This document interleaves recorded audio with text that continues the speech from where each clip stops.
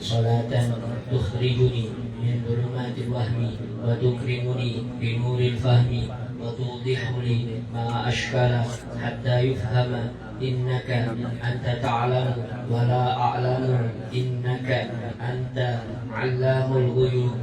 اللهم صل وسلم وبارك على سيدنا ومولانا محمد وآله النور المذهب للنسيان بنوره في كل لمحة ونفس عدد ما وسعه علم الله. الفاتحة بالقبول وتمام كل سوى مأمور وصلاح الشان ظاهرا وباطنا في الدين والدنيا والآخرة.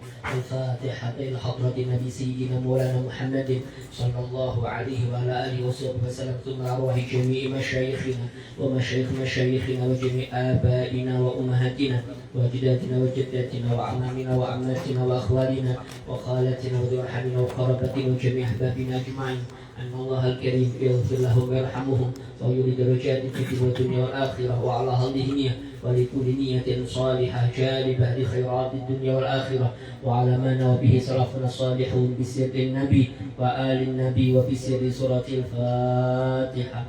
أعوذ بالله من الشيطان الرجيم. بسم الله الرحمن الرحيم. الحمد لله رب العالمين الرحمن الرحيم مالك يوم الدين. إياك نعبد وإياك نستعين اهدنا الصراط المستقيم صراط الذين أنعمت عليهم غير المغضوب عليهم ولا الضالين آمين. بسم الله الرحمن الرحيم. الحمد لله رب العالمين والصلاة والسلام على أشرف الأنبياء والمرسلين سيدنا ومولانا محمد وعلى آله وأصحابه أجمعين. سبحان الله والحمد لله ولا إله إلا الله والله أكبر ولا حول ولا قوة إلا بالله العلي العظيم. عدد كل حرف كتب ويكتب أبد الآبدين ودهر الداهرين. سبحانك لا علم لنا إلا ما علمتنا إنك أنت العليم الحكيم.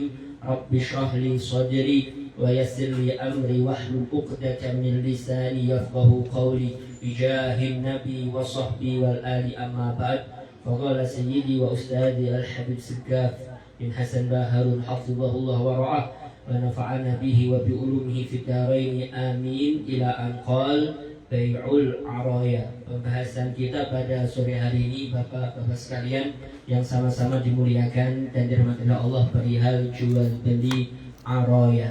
Ini sebetulnya pembahasan menyambung akan pembahasan sebelumnya. Di dalam jual beli harta ribawi itu tidak sama dengan jual beli dengan harta yang tidak mengandung unsur ribawi, itu berbeda. Karena kalau barang-barang ribawi itu harus ada persyaratannya di dalamnya. Demikian nih, agar tidak terjadi di dalam hukum jual beli yang riba. Harta-harta ribawi itu seperti apa? Kemarin sempat kita bahas bersama dan bahkan berulang-ulang. Harta atau yang mengandung unsur ribawi itu adalah anak emas dan perak. Masuk kategori emas dan perak ini terbilang dengan jumlah ini adalah uang kertas, baik itu rupiah, dolar dan yang lain. Ini nanti masuknya ke jumlah atau jenis daripada emas dan perak.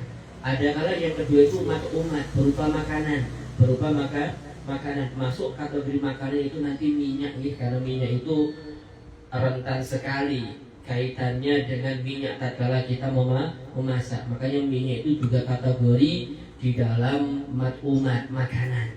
Ini jenisnya umat berupa macam-macam makanan.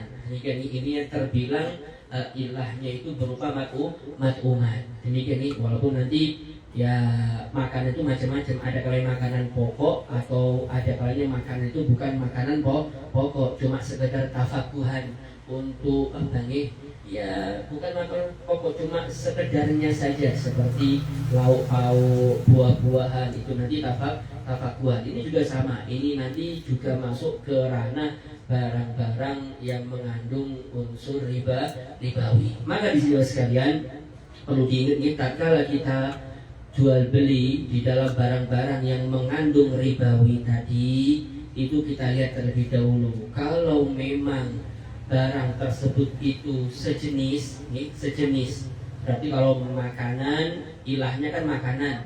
Berarti anggap aja di antara makanan itu ada namanya beras. Ini berarti jenisnya beras. Beras dari manapun itu beras ya impor kah, beras basmati kah, atau beras-beras yang lain, ini nanti tetap masuknya ke jenis beras. Jadi intinya kalau jenisnya sama, beras sama beras, tanpa melihat beras apa itu pokoknya jenisnya sama, maka tatkala transaksi beras dengan beras itu harus ada 3 syarat yang harus diperhatikan. Di antaranya itu adalah hulul. Hulul itu kemarin yaitu barang dan harganya harus dibayarkan dan diserahkan dengan kontan. Nggak boleh maaf, saya punya beras, berasnya basmati, sampai berasnya beras biasa. Kemudian beras biasa tentunya kan lebih murah daripada beras basmati yang biasa digunakan untuk nasi mandi dan seterusnya.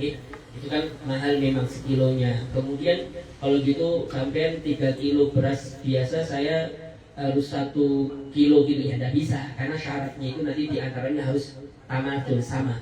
Tapi di sini mami syaratnya pertama sesama berasnya dari itu syarat pertama harus hulul kontan. Harus betul-betul ada di depan. Beras sampean ada, beras saya ada. Ini juga harus persyaratan yang pertama yang perlu diperhatikan, yaitu hulul.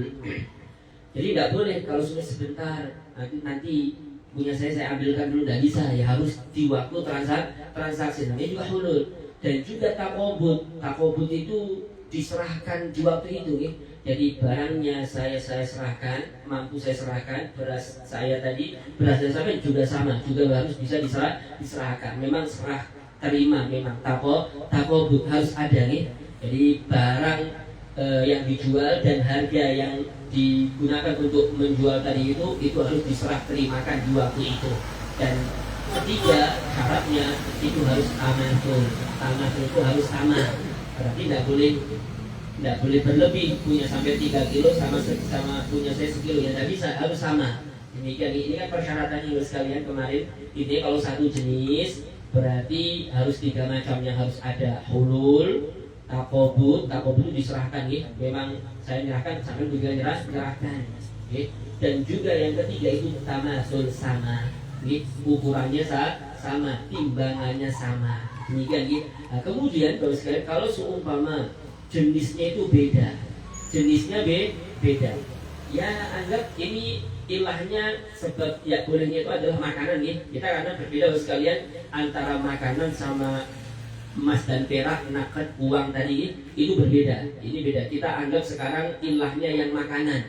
Ilahnya sebab itu yang makan terlebih dahulu. Anggap jenisnya itu yang satu itu jenisnya berupa beras, yang satu berupa jagung. Tapi dua-duanya sama, dua-duanya adalah makanan yang mengandung unsur riba, tapi jenisnya beda.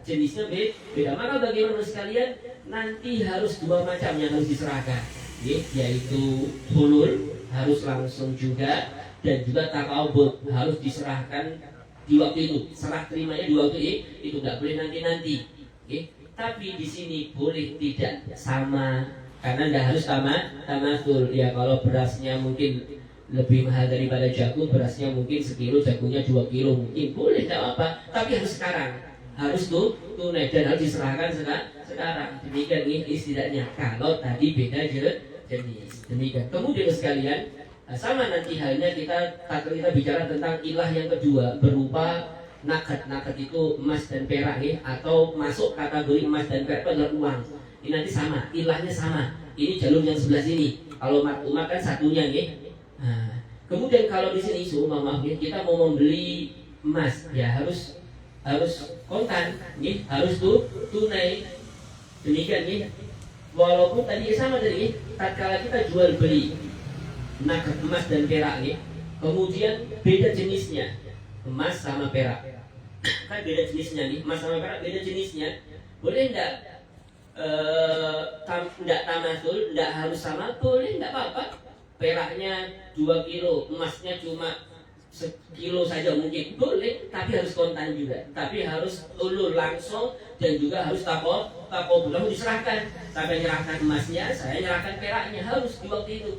Karena memang di sini itu semuanya mengandung harta ribawi. Demikian Atau mungkin maaf sama uang uang sama perak atau uang sama emas, maka sama, uang sama perak, uang sama emas itu nanti sama layaknya perak sama emas, berarti beda jenis, tapi tetap sama. Uang itu sebenarnya masuk ke ranah ini, masuk ke ya golongannya emas dan perak. Berarti kalau kita mau beli emas, ya tadi boleh tidak sama nih, karena memang ini nilainya memang berbeda kan, tapi harus ada dua juga, kontan, hulul, dan harus takobut. Jual beli emas harus kontan, harus langsung. Kalau kita jual beli emas, ya karena memang uang tadi itu mengandung unsur ribawi juga, emas juga sama. Mau beli perak juga sama, walaupun nilainya berbeda mungkin ya, tidak masalah, memang berbeda. Cuma harus dua tadi, hulul dan takobut. Hulul itu harus langsung diserahkan, duitnya diserahkan, emasnya diserahkan langsung. Tidak boleh nanti aku ambil peraknya, nanti aja transaksi sekarang, ambil nanti maghrib, nggak bisa, karena itu tidak hulul nantinya. Intinya harus sekarang. Demikian ya, karena memang itu mengandung tadi unsur ribawi dan ilahnya itu sama. Terus kalau ilahnya berbeda seperti yang sekalian, ilahnya berbeda dalam arti ini, saya beli menggunakan uang, yang saya beli itu adalah makanan, boleh enggak nanti, maksudnya nyerahkan uangnya nanti ya, saya beli mie dulu, saya beli berasnya dulu, uangnya nanti.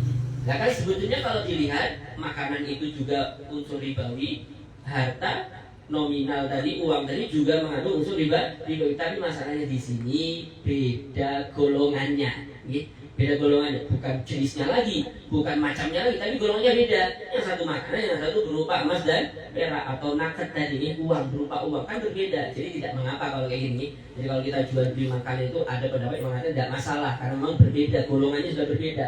Yang bermasalah itu kalau golongannya sama, makanan, semua jenis makanan, ya nanti kayak gini, uang atau emas dan perak dan macam-macam uang kertas yang ada, ya harus kayak gini juga. Ini kalau golongan yang emas dan perak. Tapi kalau di sini kan golongannya berupa makanan. Jadi kalau kita mungkin beli makanan, uangnya nanti tidak masalah masih.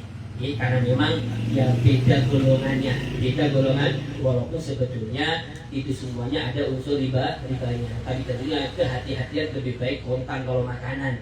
Kalau mau ngutang atau nanti itu ya mending jual. Waktu kita beli barang-barang yang bukan makanan, mungkin beli perabotan, alat-alat listrik, apa sampai ngutang diberkasi mungkin. Ya itu maksudnya tidak masalah dalam arti dia karena memang itu bukan barang-barang makanan dan seterusnya. Jadi semacam ini setidaknya sekalian yang perlu diperhatikan. Jadi ada dua ilah di sini kalau kita bicara tentang harta ribawi. Jadi ada mat'umat, jenis-jenis makanan, ada berupa naket, emas dan perak. Masuk kategori emas dan perak itu adalah uang-uang kertas yang berlaku sekarang ini. Demikian Jadi intinya ya harus kontan, demikian harus langsung. Tapi kalau nyebrang ya kayak tadi itu ada yang mengatakan boleh, tidak mengapa. Tapi tentunya lebih bagusnya itu ya tetap kita harus kontan. Bagusnya biar lebih demikian kemudian sekalian. Nah, di sini di dalam Bai'ul Araya, apa sih kok sambungannya ke Bai'ul Araya sekalian? Karena gini sekalian, tatkala kita bicara tamatul itu ukurannya harus sama Jadi tatkala kita tadi Bapak sekalian berbicara tentang makanan makanan atau tadi itu emas dan perak itu harus tamatul Tamatul itu harus sama ukurannya harus sama. Kalau itu satu jenis kalau beras sama beras pokoknya harus sama, sekilo sama sekilo. Tapi patokannya sama itu Bapak sekalian, patokannya tamatul itu cara ngitungnya seperti apa? Tatkala kamal, kalau buah-buahan itu berarti buah-buahan itu sudah kamal itu sudah sempurna memang. Jadi kalaunya kurma itu sudah jadi tamer memang sudah yang warnanya coklat yang sudah dikeringkan, itu kategori sempurna. Itu yang dijadikan patokan. Jadi kalau yang masih di atas pohon, yang berupa rutop, yang masih mangkal, itu walaupun ditimbang mungkin kiloannya banyak atau bagaimana, tetap tidak bisa dijadikan patokan karena itu belum sempurna, belum kategori sempurna. Jadi di sini kalau kita bicara tamasul di dalam makanan itu harus tamasul yang memang sempurna. Penghitungan itu memang sudah ranah sempurna. Kalau buah-buahan sudah memang sempurna. Jadi kalau kurma berarti sudah berupa tamer, gitu, yang dijual di mana-mana dengan yang tahan lama, Kalau kita rutop itu tidak tahan lama, Jadi itu kalau mungkin seminggu tidak dimasukkan ke kulkas sudah hancur itu, sudah melepom, sudah apa namanya kayak banyu jadinya, kayak membusuk, hampir membusuk. Kalau anggur, kalau anggur dan sekalian kategori sempurnanya kapan? Tatkala dia menjadi kismis atau zabib bahasa Arabnya. Tatkala dia menjadi zabib, maka itulah ya timbangan yang harus diikuti. Jadi di sini, di sekalian. Sejatinya semacam itu, Nah, terus di dalam Beul Aroya di sini nanti diperkenankan kita itu kayak memprediksi itu pun nanti Beul Aroya itu hanya terjadi di dalam buah anggur dan juga buah kurma, tidak boleh di buah yang lainnya. Karena kalau buah lain itu tidak ada patokannya, nih. Sehingga tidak bisa dijadikan kayak gitu. Nah, di sini sekalian, apa itu Beul Aroya ini? Karena ini masuknya ke ranah tadi nih, biar lebih gampang sekalian. Jadi masuknya itu ke bab tamatul. Jadi intinya apapun itu kalau satu jenis sama-sama mengandung unsur ribawiyah harus tamatul. Kalau jenisnya sama. Nah, kecuali nanti di dalam masalah Beul Aroya ini yang kita bahas. Nah, mari kita baca nih. Kata beliau, Beul Aroya ini yang dimaksud dengan jual beli aroya adalah membeli rutok di atas pohonnya. Jadi membeli rutok itu berarti kurma yang basah nih, kurma yang mangkal atau belum terlalu masak. Biasanya masih berwarna kuning semua atau bercampur warna coklat pada buahnya. Itu pengertian rutok nih. Jadi kita ini membeli rutok di atas pohonnya. Jadi ini ada pohon kurma, di atas tuh ada buahnya, namanya buah kurma, tapi kan belum jadi tamar. Kalau tamar kan sudah dijual belikan yang sudah tahan lama, biasanya warna coklat ini sudah dikeringkan. Ini masih di atas. Anggap aja ini rutok sudah mangkal. Karena kalau sudah mangkal kan bisa dicicipi, walaupun ya tidak semuanya, tapi kan bisa dicicipi. Setidaknya ini bakalan bagus. Kalau masih pentil, masih kecil itu tidak bisa nanti, karena memang belum tentu nanti dia bakalan bagus. Kan demikian. Nah, kemudian dengan harga, jadi harga itu berarti duitnya lah kalau sekarang kan kita jual belinya pakai duit. Nah, dengan duit, apa itu harganya? Berupa buah kurma yang sudah matang, yang dibawa ke bawah pohon kurma yang masih rutok tersebut. Jadi saya ini bawa kurma ini sudah matang nih, saya beli di pasar nih, kurma ini sudah matang nih. Saya mau beli rutoknya ini, tapi dengan duit ini, dengan harga tamar ini. Ini namanya Beul Aroya. Kan padahal tadi ini sama-sama sejenis kurma, ini kurma itu kurma. Kan demikian nih. Ini harus tamatul bahasa. Ini harus tamatul. Kalau sekilo itu sekilo. Cuma masalahnya yang di atas ini kan belum kamal, belum sempurna, belum patokannya itu, belum patokan. Tapi kalau dalam urusan ini, urusan jual beli ini, asalkan dia masih di atas, itu nanti boleh. Walaupun tidak tamatul itu tidak apa-apa. Walaupun tidak tamat, ini termasuk pengecualian asalkan yang di atas itu pohonnya memang betul-betul masih ada buahnya di atas. Ini namanya Beul Aroya, Beul Aroya.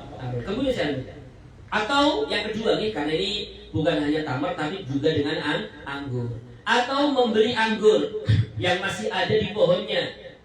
Anggurnya ada di pohonnya dengan buah, berarti ini duitnya lah atau harganya. Dengan buah kismis yang dibawa ke bawah pohon anggur tersebut. Jadi kismisnya itu kita bawa. Kalau kita nanti kismisnya nanti atau kurmanya yang saya beli di pasar itu saya serahkan nanti, ya jatuhnya tetap riba. Kenapa? Karena tidak kontan. Karena nanti kan ini boleh tidak tamatul, tapi tetap takobut, tapi tetap tamatul. Makanya caranya bagaimana? Kurmanya taruh di bawah. Nanti kalau pada transaksi ini loh kurmaku, ini loh dengan kurma ini dengan bisnis ini kan langsung berarti ini diserahkan langsung gini. Walau karena memang jual-jual itu mengandung unsur riba. Demikian walaupun nanti boleh tidak tamat.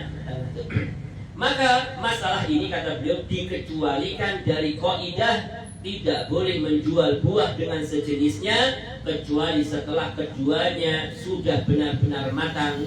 Karena dengan begitu dapat diketahui kesamaan timbangan yang sebenarnya dari keduanya sebagai syarat dari sahnya jual beli barang ribawi dengan sejenisnya. Demikian ya, karena memang harus matang tadi Kalau kurma itu berupa tamar, kalau anggur harus berupa zabib.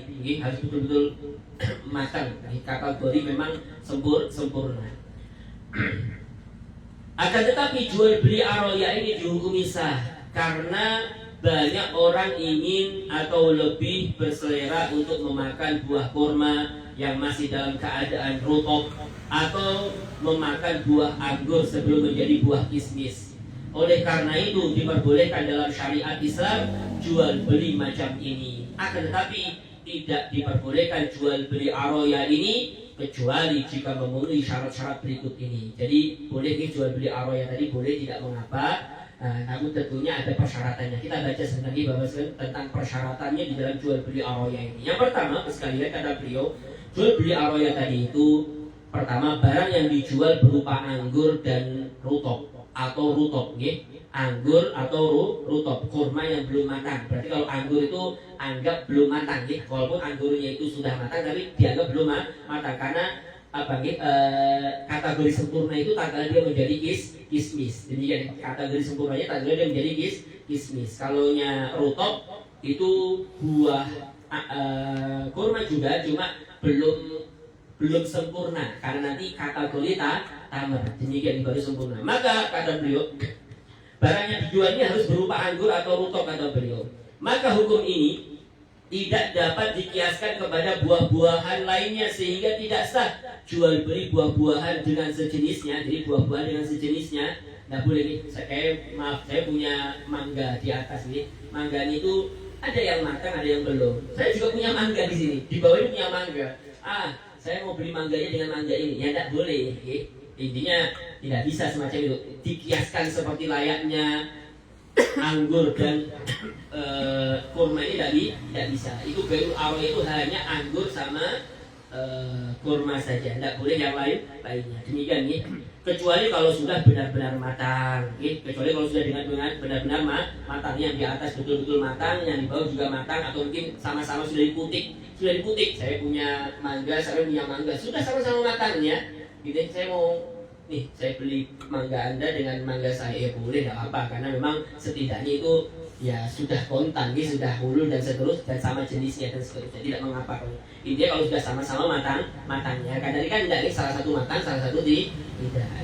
Kemudian karena dengan begitu dapat diketahui ukuran yang sebenarnya dari buah tersebut. Kalau sudah matang kan berarti sudah bisa ditentukan ini ukurannya berapa, beratnya kan itu semuanya ditimbang tatkala sudah matang. Ini demikian. Kemudian yang kedua sekalian, buah kurma dan buah kismisnya yang akan dijadikan sebagai harganya, sebagai duitnya alat untuk membeli harus jelas timbangannya. Jadi kurmanya dan juga kismisnya itu sudah betul-betul jelas beratnya jelas dengan timbangan kilo. Sedangkan anggur dan rutopnya yang ada di pohonnya diperkirakan timbangannya dengan memperkirakan berapa kira-kira beratnya setelah benar-benar matang nantinya dengan perkiraan dari petani yang sudah ahli dalam memperkirakannya.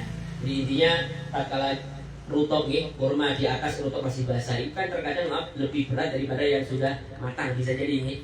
Tapi kan ini kan belum, prosesnya belum sempurna. Nanti kan bisa dijemur dan seterusnya jadi kurma. Oh, di atas tuh ini sebetulnya 2 kilo di atas. Cuma nanti diprediksi sama petani yang ahli ini kayaknya kalau sudah jadi tamar ini jadinya sekilo. Kita di sini sekilo, yang di bawah jadi sekilo. Cukup enggak apa, enggak masalah. Karena itu nanti dengan memprediksi walaupun di atas itu sebetulnya 2 kilo, tapi tak kalah matang jadinya sekilo gini. Jadi kita nukarnya di sini harganya dari dengan kurma kita yang sekilo. Jadi dengan memprediksi semacam itu kan bisa orang itu bisa memprediksi. Kalau yang betul-betul ahli bisa memprediksi, oh nanti kayak gini ini pasti menyurut rucut jadinya kecil, ini jadinya sekilo. Ya, jadi semacam itu tadi, sedia semacam itu. Intinya kurmanya dan juga bisnisnya itu memang jelas timbangannya, jelas beratnya. Kemudian yang ketiga, buah kurma dan buah kismis yang akan dijadikan harganya harus benar-benar sudah matang dan kering. Jadi kurma dan kismis itu selain timbangannya sudah jelas dan memang itu juga harus betul-betul sudah kering, betul-betul sudah namanya kurma, betul-betul namanya kismis. Kalau belum, hampir ya tidak bisa karena belum jadi kurma, belum jadi kismis. Ini harus betul-betul menjadi kurma dan kismis. Sedangkan buah kurma dan anggur yang masih di pohonnya memang benar-benar belum matang. Ada yang di atas itu belum matang, memang betul-betul belum matang atau masih dalam keadaan rutop atau anggur yang masih mangkal. Kemudian yang keempat, sekarang saya lanjut. Syaratnya yang keempat, rutop dan anggur yang akan dibeli masih berada di pohonnya ketika terjadi transaksi jual beli tersebut. Jadi rutopnya yang di atas ini yang kita mau beli, atau anggurnya yang di atas pohon yang kita mau beli itu memang tanggal transaksi masih di atas, masih ada di bawah pohon. Nggak di bawah tuh turun. Kalau di bawah turun beda lagi ya, karena kalau di bawah turun bukan beul aroya lagi ya. Beul aroya itu tanggal di atas. Kalau di bawah ya tidak bisa, nanti banyak persyaratannya kalau di bawah ya. Ini tidak boleh nantinya. Demikian ya. Intinya masih di atas. Lain halnya kalau rutop itu sudah diturunkan dari pohonnya, maka tidak sah membelinya dengan sejenisnya, tidak sah, kecuali menurut pendapat ulama yang membolehkannya. Dan kalau harus membelinya, maka dengan menggunakan harga berupa uang, bukan kurma atau anggur sejenisnya. Jadi kalau sudah diturunkan, ini kan rutop yang masih basah diturunkan, diputik sudah, dipanen. Ya, tidak bisa kita membelinya dengan kurma yang kita sudah matang, tidak bisa. Kecuali kalau di atas tadi mungkin masih bisa. Ya kalau gitu bagaimana? Ya pakai uang. Kalau pakai uang tidak masalah. Kalau pakai uang kan beda lagi, karena memang beda, ini makanan, ini berupa uang, kan beda sudah, tidak apa-apa. Kalau ingin saya harus membelinya dengan uang. Tapi kalau dengan makanan sejenisnya ya tidak bisa nantinya. Dengan uang sejenisnya maka dari makanan sejenisnya maka dari tidak bisa. Demikian ini sudah. Kemudian saya di sini. Yang kelima adalah rutop dan anggur yang akan dibelinya tidak lebih timbangannya dari 5 wasak. Tidak lebih daripada 5 wasak nih. Kira-kira 75 kilo. Nih, 5 wasak. Tapi kalau di dalam kitab tidak tahu nih, di bahasa Arabnya itu bukan 5 kilo, bukan 75 kilo, tapi 875 kilo. 875 kilo di dalam bahasa Arabnya ini. Yaitu 5 wasak itu 875 kilo mas sekalian ya. Kurang lebihnya timbangannya. Maka tidak boleh dari ukuran tersebut, dan jika hendak membeli lebih dari ukuran tersebut, maka jangan menggunakan harga berupa kurma atau anggur sejenisnya, akan tetapi menggunakan uang tunai. Ya kalau sudah banyak, berarti kalau sudah lebih daripada 80 kilo berarti sudah hampir sekwintal ini. Ya kalau berat kayak gitu ya tidak boleh lagi nih, karena ini bisa diperbolehkan kalau di bawah itu mungkin 1 kilo, 2 kilo, 3 kilo lah sedih sama. Kalau sudah banyak ya harus menggunakan uang biar sah transaksinya. Intinya ada batasannya nih, jadi kilonya itu ada batasannya. Kemudian selanjutnya yang keenam, harus ada takobut nih. Takobut itu harus diserahkan nih. Kurma yang di bawah ini saya serahkan ke penjual ya, karena apa? Kita mau beli, berarti dia penjual. Saya serahkan kurma saya, harganya tadi, atau kismisnya saya serahkan. Jadi harus takobut, terjadi transaksi sebelum keduanya berpisah dari tempat terjadinya transaksi. Jadi keduanya harus takobut, ya, serah terima. Karena transaksi jual beli semacam ini termasuk jual beli harta ribawi. Ini kembali diingatkan, kurma kah mau yang mangkal atau yang sudah matang, ya ini berupa makanan, berarti itu jual beli yang harta ribawi. Maka disyaratkan harus ada takobut dan harus kontan hulul di dalam cara pembayarannya. Dan akan terlaksana suatu takobut tersebut, serah terima, dengan cara si pembeli membiarkan si penjual membawa atau memindah kurma atau buah kismisnya sebagai harga dari rutop atau anggurnya yang akan dibelinya. Jadi di sini sekalian, kan tadi saya membeli rutop di atas atau anggur yang di atas dengan kurma atau dengan kismis yang saya bawa ke bawah pohon. Itu kategori takobutnya seperti apa? Ya kita serahkan, orang itu sudah memindahkan. Jadi yang penjual itu tadi sudah dipindahkan. Jadi kurmanya sudah diambilnya sama dia, sudah diambil, kemudian ditaruh di sebelah sini, atau kismisnya diambil ditaruh sebelah. Itu berarti sudah diserah terimakan. Jadi duitnya sudah saya serahkan, nih harganya sudah saya serahkan. Jadi kalau belum diapa-apakan di situ, belum ada transaksi masih di situ, ya belum diserahkan. Makanya diserahkan. Nah, diserahkan ke orangnya. Ini loh kurmanya, ini loh kismisnya, betul-betul diserahkan. Karena memang harus ada takobut sekalian nih. Kalau kita diem-diem aja belum diterima, karena nanti akan ada setelah ini sekalian macam-macam takobut. Seperti apa? Karena terkadang ada kalanya benda itu tidak bisa ditakobut itu ada, maksudnya tidak bisa dipegang itu ada. seperti jual beli tanah. Tidak mungkin kita mau pegang tanahnya, kan demikian. Kecuali kalau jual makanan kayak gitu ya kita pegang. Itu berarti takobut, sudah saya terima. Kan demikian. Kalau tadi mobil ya kuncinya dikasihkan, gitu ya, kuncinya dikasihkan, semuanya dikasihkan, surat-suratnya dikasihkan, kemudian mobilnya sudah saya pindah. Oh, itu sudah takobut berarti. Demikian nih. Itu sudah takobut. Jadi nanti akan ada nanti takobut itu seperti apa? Karena memang macam-macam macam-macam barang yang kita perjual belikan. Demikian ini ada semacam ini. Jadi intinya loh sekalian, keduanya itu harus takobut. Kalaunya harganya dari kita berupa kismis atau kurma, ya memang sudah diserahkan, diambil dia penjual dan sudah dipindah oleh penjual. Kemudian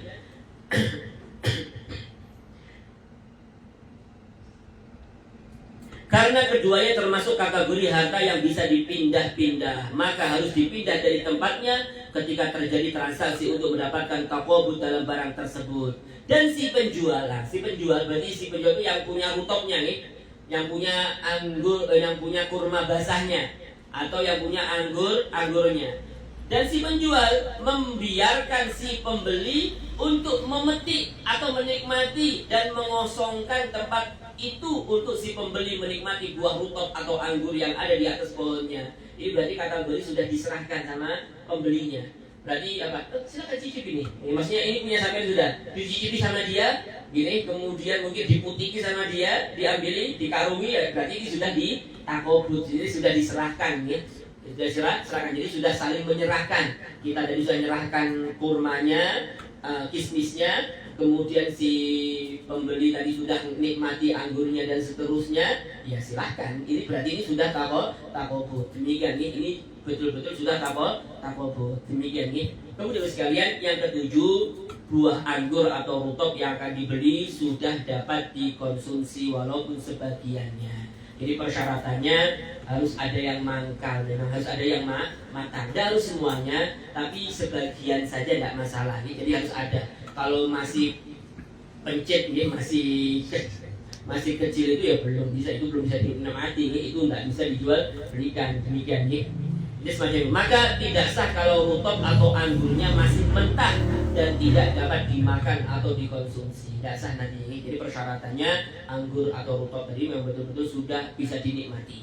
Kemudian yang kedelapan, buah rutop dan anggur yang ada di pohonnya tersebut tidak berkaitan dengan zakat. Jadi buah yang di atas itu sekalian, rutopnya atau anggurnya itu tidak ada kaitannya dengan zakat. Zakat dalam arti ini karena memang sekalian, yang wajib dikeluarkan zakat itu diantaranya adalah buah-buahan. Jadi kalau kita itu petani buah, maka nanti ada kewajiban mengeluarkan zakat. Tapi tidak semua buah, hanya 2 buah aja, buah kurma sama buah anggur. Itu nanti yang wajib dizakati apabila cukup syarat. Kalau kita punya kurma, nanti tatkala panen bisa jadi kita wajib mengeluarkan zakatnya. Sama halnya tatkala kita punya kebun anggur, kalau nanti cukup syarat wajib mengeluarkan zakatnya. Karena memang ini termasuk benda atau buah-buahan yang wajib dikeluarkan zakatnya. Tapi kalau ada buah-buah yang lain, padahal ada buah yang lebih mahal, kayak durian mungkin mahal harganya, atau buah-buah yang lain, nah maka tidak wajib dikeluarkan zakatnya. Dari sisi buah-buah nanti ada nih sekalian tentang masalah zakat.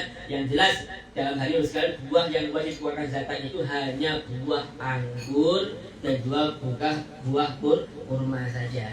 Kalau padi itu termasuk buah kan? Padi itu nanti makanan pokok. Nanti makanan pokok itu nanti yang wajib dikeluarkan zakat ini. Karena nanti kan ada buah-buahan, ya, ada kalanya tanaman. Nih, tanaman itu nanti yang wajib dikeluarkan zakat itu ada tanaman berupa makanan-makanan pokok. Nah, itu nanti wajib dikeluarkan zakat seperti padi, nanti jagung.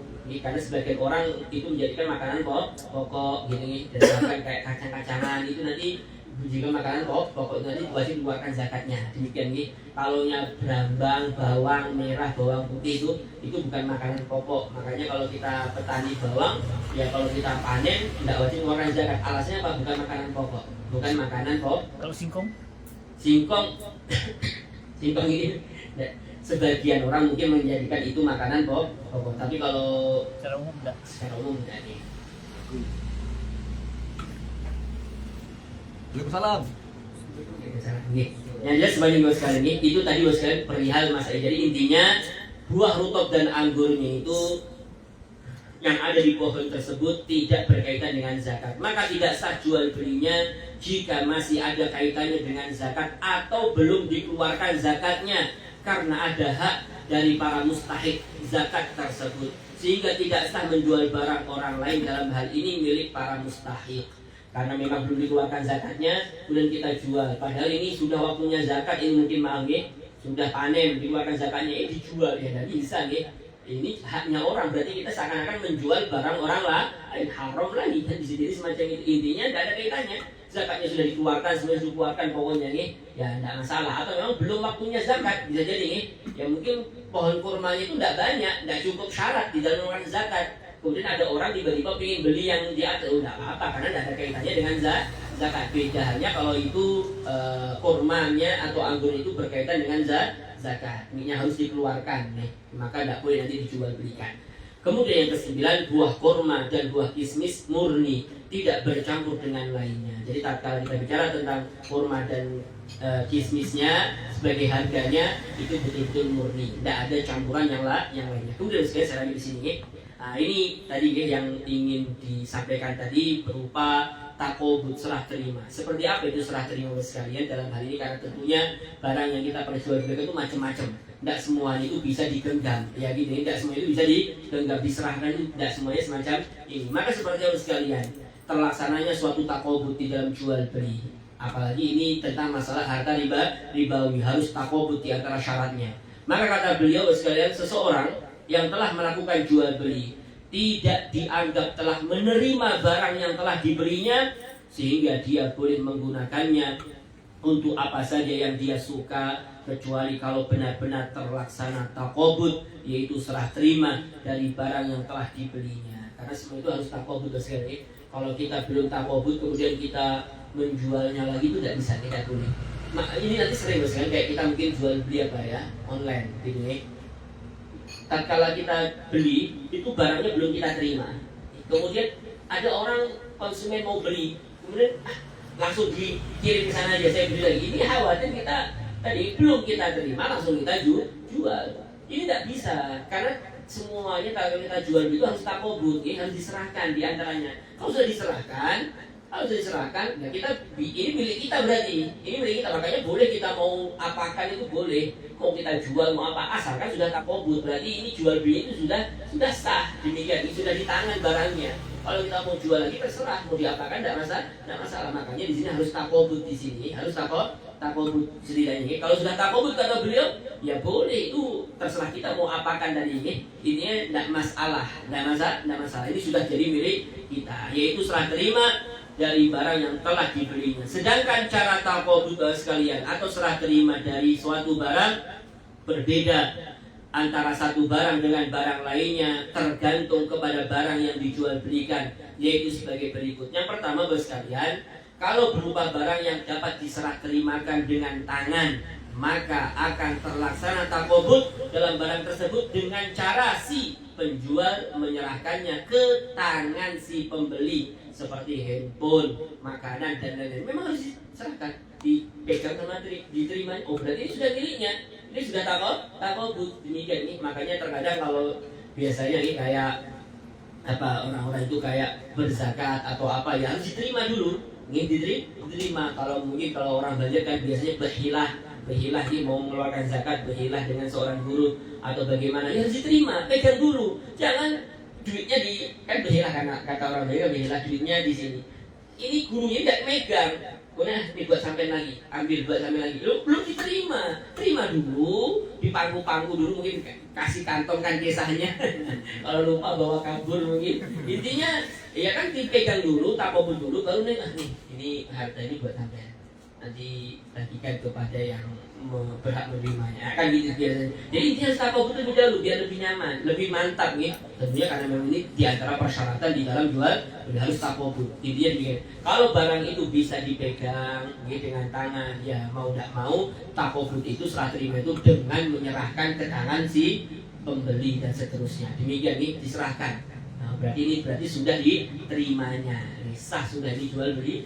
Demikian Kemudian yang kedua, Bapak sekalian, kalau berupa suatu harta yang tidak dapat dipindah, seperti tanah, kebun, atau rumah dan lain-lain, maka akan terlaksana takobut dalam harta semacam itu dengan cara si penjual mengosongkan rumahnya. Dikosongkan sudah rumahnya. Oh, berarti ini betul-betul mau diserahkan ini. Kan gini, dikosongkan semuanya. Kalau tadi berupa rumah, barang-barang sudah diambil, demikian lagi dikosongkan.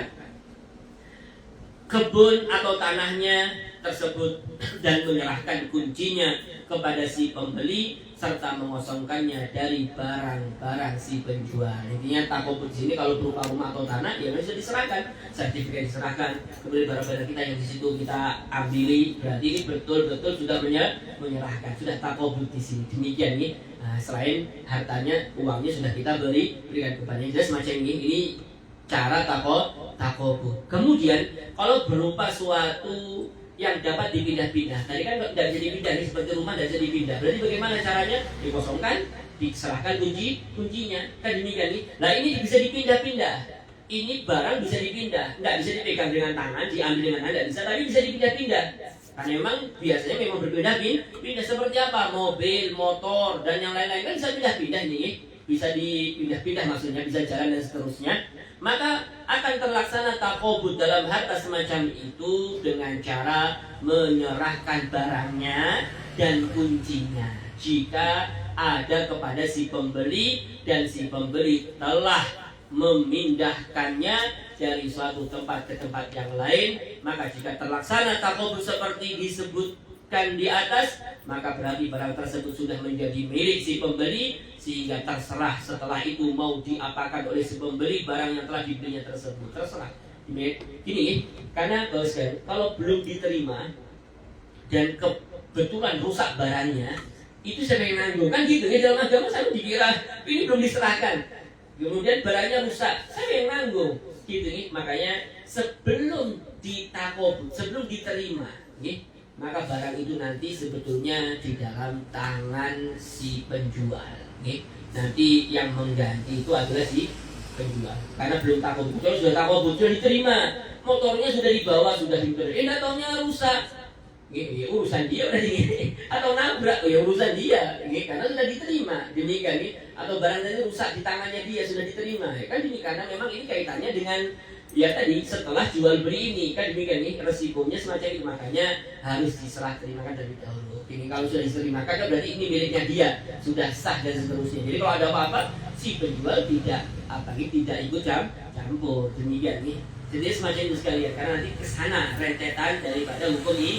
Jadi semacam itu nih, intinya harus takobut terlebih dahulu. Kemudian sekalian saya ambil di sini mengenai hukum menjual barang sebelum barangnya diterima dari penjual. Ini yang disinggung tadi. Hukum menjual barang sebelum barangnya diterima dari penjual. Saya beli handphonenya belum datang, belum saya terima. Kemudian masih di tangan seseorang, masih di tangan pembeli, di tangan penjual. Di tangan penjual HP-nya sudah saya kasih duitnya, tapi belum diantar ke rumah saya. Kemudian tiba-tiba ada yang telepon, Mas, saya beli handphone ini. Oh, ya harganya sekian. Nanti saya minta ke penjual yang pertama antar ke sana. Ya tidak bisa, karena belum saya terima. Maka seperti apa hukum yang jual beli semacam itu sebelum kita menerima barang kita dari yang kita beli? Maka kata beliau sekalian, sedangkan kalau belum terlaksana takobut dalam kurung serah terima dari barang yang dibeli, maka masih belum diapa-apakan barang tersebut, sehingga tidak sah menjualnya, menyewakannya, atau menghadiahkannya kepada orang lain. Tidak sah. Begitu pula melakukan transaksi apapun tidak sah sebelum adanya serah terima dari si penjual, baik barang yang dijual itu berupa barang yang bergerak maupun tidak bergerak, berupa makanan maupun bukan makanan. Pokoknya harus diserah terimakan terlebih dahulu. Jangan sampai kita nyalurkan kemana-mana, baik dijual, dikasih atau apa, jangan sampai sebelum kita betul-betul menerimanya. Demikian nih. Cuma kalau kita belajar video sekalian itu ada pengecualiannya. Ini pengecualiannya. Kata beliau, pengecualiannya sekalian, akan tetapi dikecualikan dari kaidah tersebut di atas beberapa hal. Boleh beberapa hal walaupun belum diterima, boleh. Walaupun belum diterima, tapi boleh. Tidak mengapa, disahkan dalam agama. di mana walaupun barang yang dibeli belum diterima oleh si pembeli dari si penjual, tetap dihukumi sah transaksinya, yaitu sebagai berikut. Yang pertama, ya, jika mewakafkan barang yang dibelinya untuk Allah Subhanahu wa Ta'ala, maka boleh mewakafkannya walaupun belum ada serah terima. Saya beli mobil, ya, mobilnya belum datang. Boleh saya bilang, saya wakafkan mobil ini untuk Allah Subhanahu wa Ta'ala. Gini, saya wakafkan mobil ini. Boleh tidak? Boleh, belum saya terima loh ini. Tidak apa-apa. Kalau wakaf itu kan berarti bukan untuk pribadi. Kalau kita jual, itu keuntungan untuk pribadi. Makanya tidak boleh. Makanya saya beli mobil, belum saya terima, tiba-tiba ada konsumen, saya langsung jual ke dia. Ini grace ini belum saya terima, ini saya grace. Tidak boleh, harus diterima terlebih dahulu. Lantaran ya itu jual beli itu sebenarnya peruntuknya untuk dirinya. Tapi kalau untuk mewakafkan, kan beda. Wakafkan karena Allah. Ini di jalan Allah. Saya wakafkan untuk apa nih? Kepentingan agama semua. Ya tidak mengapa. Karena memang tak kala itu dia sudah bernilai wakaf. Tidak lagi nanti dijual beli dan seterusnya. Jadi semacam oleh karenanya sah walaupun belum diterima. Yang pertama, kalau tadi itu barang yang kita beli kita wakafkan karena Allah. Kemudian yang kedua sekalian, jika barang yang dibelinya berupa makanan dan si pembeli ingin membagi-bagikan kepada para fakir miskin, maka boleh membagikannya kepada mereka walaupun belum ada serah terima. Jadi kalau berupa makanan dan yang menerima memang fakir miskin, dalam arti itu yang membutuhkan. Kalau memang demikian, boleh saya mau beli makanan nih, nanti makanan ini langsung sampaikan ke orangnya langsung ini, ya boleh, tidak masalah. Atau kayak beli makanan belum ke tangan saya, langsung dibagikan ke fakir miskin, boleh, tidak mengapa, tidak masalah ya, karena memang ini berupa ya dari pemberian kepada orang yang sangat membutuhkan. Layaknya seperti mewakafkan juga ini, karena memang diperuntukkan untuk orang yang membutuhkan, yaitu fakir miskin, boleh, walaupun kita belum menerima makanan tersebut. Demikian. Kemudian yang ketiga di antara pengecualiannya adalah jika barang yang dibelinya berupa budak dan si pembeli ingin menjadikannya budak mudabbar, yaitu jika seorang tuan berkata bahwa budak yang dibelinya itu kapan saya mati maka dia merdeka, maka tidak apa-apa. Intinya tidak masalah kalau memang demikian nih, kita jual beli budak belum saya terima budaknya. Saya bilang ya tujuannya itu untuk mudabbar nih. Mudabbar dalam artian kalau saya mati dia langsung merdeka, ya tidak apa-apa, tidak masalah. Dimudabbarkan tidak masalah walaupun belum diterima, tidak masalah nih, karena memang padahal kan hukum awalnya kalau sudah di tangannya ya baru boleh dia mau ngapa-ngapa, boleh mau dijual lagi mau diapa boleh. Kalau sudah di tangan. Tapi ini kan belum. Tapi tidak apa-apa dalam hal ini. Kalau dalam urusan budak, asalkan nanti budaknya itu dimudabbarkan. Mudabbar itu maksudnya ya dia ngomong ke budaknya kalau majikannya mati, dia mati, maka budaknya bebas. Nah, apa berarti kan ini setidaknya ada celah lah, nanti kalau dia mati ini bakalan bebas. Demikian, makanya tetap diperbolehkan. Demikian.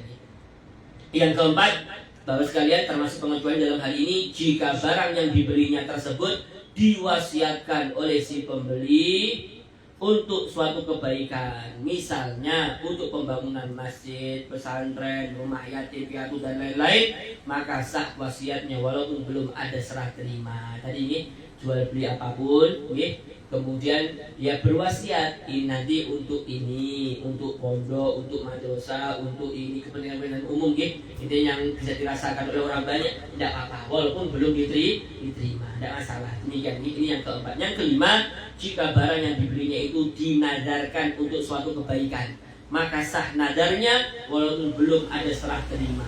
Dinadarkan untuk kebaikan, beli mobil, motor, dinadarkan. Saya bernadar beli mobil ini untuk orang-orang fakir miskin seumpama. Nadarnya. Padahal kan nadar itu kan belum miliknya karena belum diterima. Kemudian dia nadar kepada barang yang belum diterima, kan sebenarnya belum bisa. Kecuali kalau sudah diterima di tangannya, kuncinya di sama dia, baru miliknya dia. Kalau dia bernadar baru sah kan niat. Nah, ini tidak masalah. Bernadarnya sah tetap asalkan itu diperuntukkan untuk bagi kebaikan-kebaikan, maka tidak masalah, walaupun barangnya belum diterima, nadarnya tetap sah. Maka macam-macam gambaran transaksi tersebut di atas dihukumi sah walaupun terjadi sebelum takobut, sebelum diterima si pembeli dari si penjual. Maka tidak apa-apa di dalam beberapa masalah, di antaranya 5 masalah tadi tidak apa-apa nih diwakafkan, kemudian berupa makanan untuk fakir miskin, atau berupa budak yang dimudabarkan, atau berupa membeli barang-barang diwasiatkan untuk kebaikan orang lain dan seterusnya, atau dinadarkan. Maka asalkan nadarnya itu untuk kebaikan, maka boleh nantinya. Tapi kalau tidak untuk ini semuanya, maka bisa jadi tidak boleh, kecuali kalau sudah diterima. Demikian nih. Kemudian sekalian di antara tadi yang disinggung tadi, barang yang sudah dibeli tapi belum diterima oleh si pembeli menjadi tanggung jawab si penjual. Jadi yang mengganti, yang menjamin itu adalah si penjual kalau belum diserah terimakan. Demikian nih.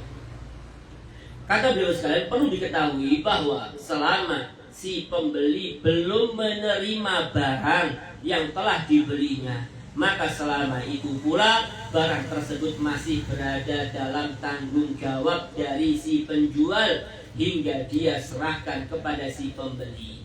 Sehingga jika seumpama sebelum barang itu diserahkan ternyata hilang atau rusak, maka si penjual harus menggantinya untuk si pembeli. Demikian nih, jual beli HP. Saya sudah beli HP-nya, HP belum diserahkan sama saya. Ternyata HP-nya rusak, ternyata HP-nya hilang, ya harus diganti. Demikian nih, tidak bisa. Kepadaan minta maaf hilang, tapi belum diserahkan kok kepadaan. Betul. Ini harus diserahkan terlebih dahulu, baru kalau rusak ya tanggung jawab sendiri. Kan demikian. Ya kalau belum diserahkan, jangan bilang minta maaf relaan barangnya hilang, ya tidak bisa, karena memang belum diserahkan. Intinya kalau sudah takobut diserah terimakan kan beda tentunya, karena memang sudah diterima. Tapi kalau belum diterima, ya mau tidak mau, kalau ada apa-apa ya tanggung jawab kita selaku penjual. Demikian sekali ini setidaknya perlu diperhatikan tatkala kita bertransaksi. Di antara ya transaksi itu harus ada yang namanya takobu. Demikian nih, walaupun terkadang takobu itu harus langsung dan seterusnya nih. Itu semacam sekalian. Kemudian saya lagi di sini macam-macam jual beli nih. Di sini kata beliau ada kalanya macam-macam jual beli yang dilarang dan dihukumi tidak sah. Jadi ada kalanya jual beli yang dilarang dan hukumnya tidak sah jual belinya. Kapan itu sekalian? Kata beliau, tidak semua jual beli dihukumi sah. Karena sah tidaknya jual beli harus sesuai dengan kriteria dan syarat yang telah ditetapkan oleh syariat agama. Dan inilah contoh jual beli yang dilarang dan dihukumi tidak sah, yaitu sebagai berikut. Di antaranya adalah bai' fuduli. Bai' fuduli itu apa sih? Yaitu menjual barang milik orang lain yang bukan miliknya, walaupun akan menguntungkan pemilik barang tersebut, dan walaupun pemiliknya pasti akan rela dengan transaksi tersebut, tetap tidak sah. Karena di antara syarat sah jual beli adalah barang yang akan dijual adalah miliknya dia. Tidak boleh lagi dia menjual barangnya orang lain. Ini ada motor, motornya Abah Haji Bambang. Motor baru. Kemudian motor ini Scoopy nih, motornya semua ini. Datangnya ada orang kasih, aku mau cari Scoopy. Dihargai 30 juta. Atau mungkin lebih lah, 50 juta lagi biar seneng kan gitu. 50 juta. Oh, lumayan ini. Ini biasanya harganya paling 20-an. Kalau saya jual 50 untung, saya yakin pasti beliau Abah Haji Bambang itu seneng pasti. 50 juta kok lumayan kan, bisa beli dua nanti. Pasti seneng orang ini. Pasti orang seneng. Pasti orangnya rindu pasti ini. Cuma masalahnya standar, tetap tidak sah. Karena bukan milik kita. Walaupun kita tahu, kita yakin beliau itu mesti rela, beliau itu masih senang. Di harga 50 juta kok kontan kok kan gini. Cuma masalahnya bukan milik kita. Itu namanya bai' fuduli. Tetap tidak sah dalam agama. Haram, hukumnya dilarang. Masalahnya bukan keuntungan itu, masalahnya bukan milik kita. Kecuali kalau kita dipasrahi, dititipi, diwakilkan, kan mungkin beda lagi. Kalau jualkan Scoopy ini beda lagi, ini kan enggak ya. Karena mungkin mumpung ada orang cari Scoopy, saya tidak punya Scoopy, saya punya ini Pak Vario, Scoopy dijual 50 juta. Oh, langsung ini barangnya 50 juta. Walaupun nanti seneng orangnya, tetap tidak sah. Namanya baik dulu. Demikian nih, karena memang persyaratan jual beli itu harus betul-betul miliknya, tidak boleh milik orang lain. Kemudian, sekalian yang kedua sebagai saya disebut menjual sesuatu yang tidak dapat diserahkan kepada si penjual, maka tidak boleh. Pokoknya kalau barang yang kita jual ke seseorang, ini pembeli, namun barang tadi tidak bisa kita serahkan, tidak bisa kita serahkan. Walaupun itu milik kita, tetap tidak sah nanti, dan hukumnya tidak sah jual belinya. Dan dilarang. Seperti menjual barang yang dirampas orang dan belum kembali kepadanya, atau seperti menjual barang yang masih digadaikan karena hutang. Ini contoh-contoh kita menjual barang yang tidak bisa kita serahkan ke orang. Mami, motor saya hilang, seumpama hilang. Saya tidak tahu kemana. Kemudian saya jual, aku jual motor punya hilang. Harganya murah aja. Jadi maksudnya kalau nanti ketemu, ya ambil aja. Ya nggak bisa, karena jual itu kita nggak bisa serahkan. Walaupun itu milik kita, nggak boleh, nggak boleh. Hilang kok dirampas atau hilang mau menyerahkan nantinya.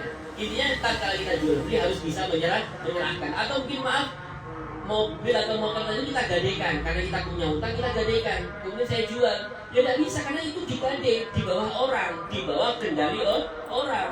Ya tidak bisa kita serahkan. Gimana mau jual beli kalau barang tadi digadaikan dan kita masih terlilit utang? Tidak bisa, maksudnya tidak sah nantinya kita jual beli semacam.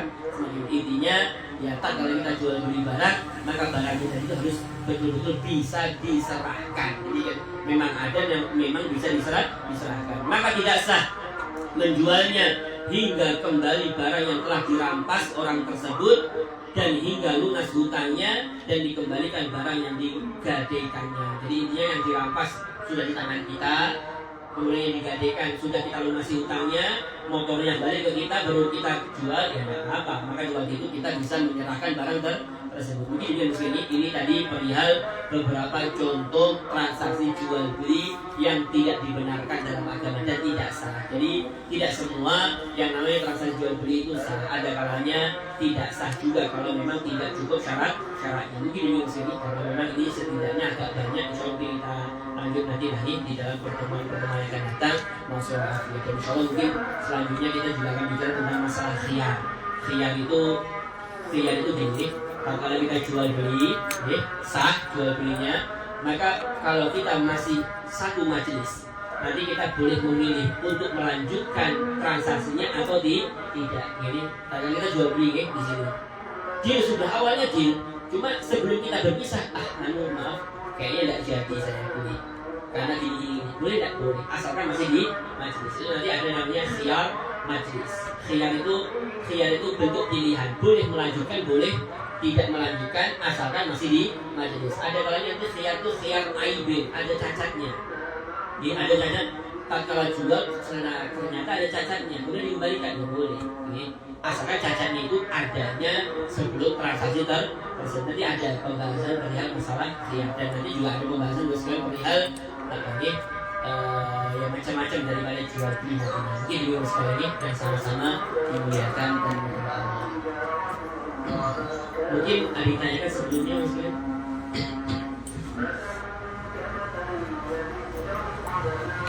Kalau udah mungkin itu dulu deh. Kalau kita akan lanjut nanti wassalamualaikum kurang lebihnya saya beri maaf kalau ada kata-kata yang tak berkenan. Mari kita akhiri dengan sama-sama membaca doa kafaratul majlis. Bismillahirrahmanirrahim. Subhanakallahumma wa bihamdika asyhadu an la ilaha illa anta astaghfiruka wa atubu ilaik. Masya Allah, la haula wa la quwwata illa billahil aliyyil azim.